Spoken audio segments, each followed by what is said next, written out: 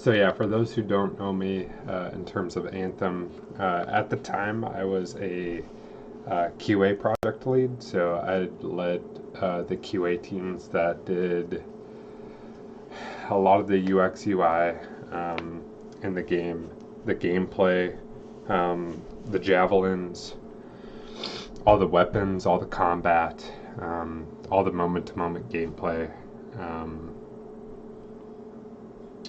And that was up until launch. At that point, there were other QA leads who were kind of leading the aspect in terms of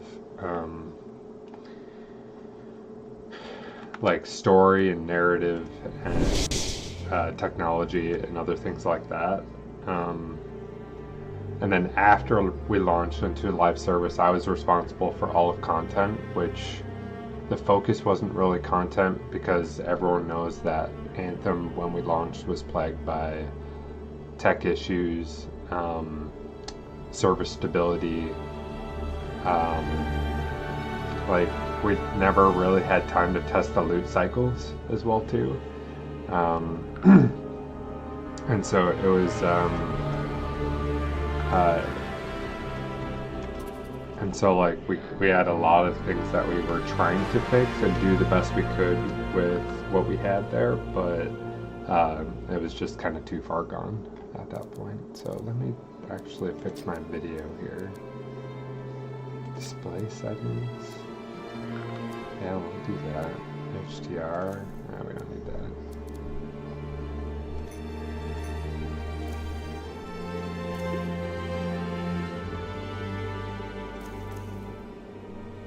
Yeah, should be fine.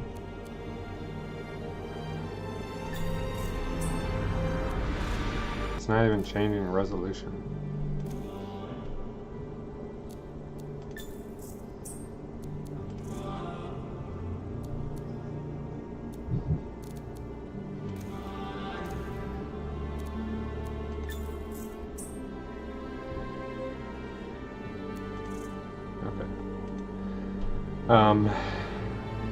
Yeah, so graphics settings, chromatic aberration, we don't need that. Camera shake, I don't remember what I usually have this at.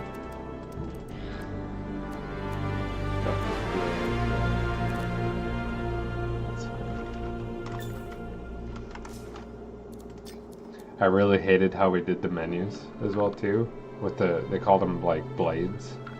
In the menus here, like I know they were trying to be like uniquely like, I don't know, futuristic or different, but it just made everything confusing. So we tried to go for innovation over simplicity.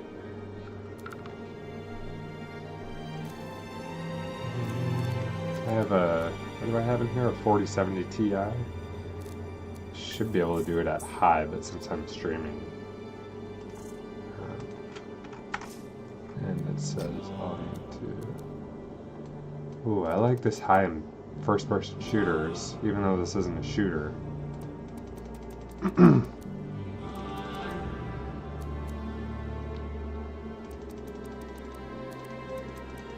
of like my field of view high, I think. So I forgot we had those controls in there. Okay, interface, I think that's good. Okay, let me quit the game correctly this time. Because before I couldn't even see the exit menu, so. But anyway, so yeah, after we launched, I was responsible for all the content, and then my counterpart, my coworker, he was responsible for all of the tech, all of the online, which I kind of moved into just because that's where the support was needed. But basically, like, we were all hands on deck working together. Like anything that needed to happen for the game and the live service and stuff, we were working with our teams and production counterparts to make sure that we were addressing the most critical things as fast as possible. So but let's try this again, see if this view is better, see if we can actually get into a mission at this point. So When I came on board, I know I said this on X before, if any of you have read my posts, but I came on about 15 months before we shipped Anthem. I was kind of brought on with some of the other team members to help ship this game, since it had been in like it had been restarted and through pre-production for the last 6 years or something like that, 5.5, 6 years or so. By the time it was shipped, it was about 7.5 years that the game had been in development. And I came on 15 months before we shipped. And when I got there, because I had come over from Riot Games at that point, so I was also moving from California to Texas at that point. And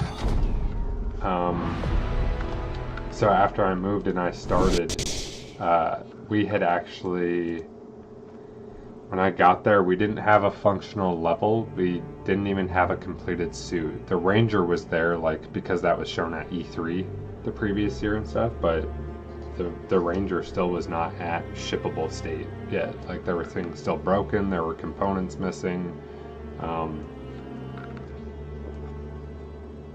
It was a mess. I think I played for like maybe 3 minutes and then the game crashed. So, and we didn't even have our online service at that point, so that was local when we were building it. And I crashed after 3 minutes just because I think it was out of memory because nothing, of course, was optimized. It was just they were trying to build the world and stuff like that, but nothing was optimized, nothing like, so it just crashed, ran out of memory and stuff. So I wasn't able to play and I had to restart. So, because that's the first thing they wanted people to do when they started was, hey, just play the game for a bit and stuff. Well, I didn't even get to play for 5 minutes and it crashed. So I knew we had a lot of work for us. Because it was weird, even in my interviews and stuff, I'm like, so where's the game at? Like, you guys are wanting to ship, what was it? I think originally the ship date was in Q4 of 2018 or something like that, and then we pushed to February of 2019. And so, yeah, this looks better. Okay. And so, at that point, it was like,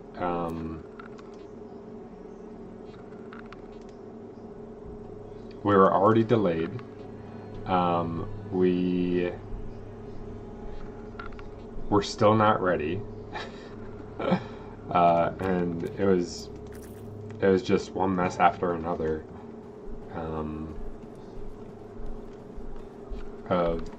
Kind of where we were at. And yeah, I was talking about the interview process, because I asked my like director who was interviewing me, like, hey, so like, where's the game at? And I didn't get a straight answer and stuff. I'm like, okay, so not good, I'm guessing. So yeah, that was kind of a rude awakening right there, like once I got into the project. And feels good to be a hero again, you know? Like, I had just come from Riot, where I was totally burnt out, in all honesty. Like, working on League of Legends, especially in their esports division, and what was it? We had just passed like MSI and stuff like that, and I was working like 90, 100-hour work weeks. Some of it was for growth, and some of it was self-induced, self-inflicted, I should say. Other of it was just the demand of the job as well too. And so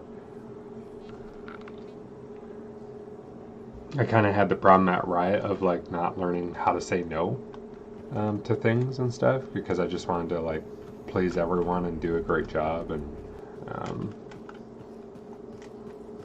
when we were like in development, so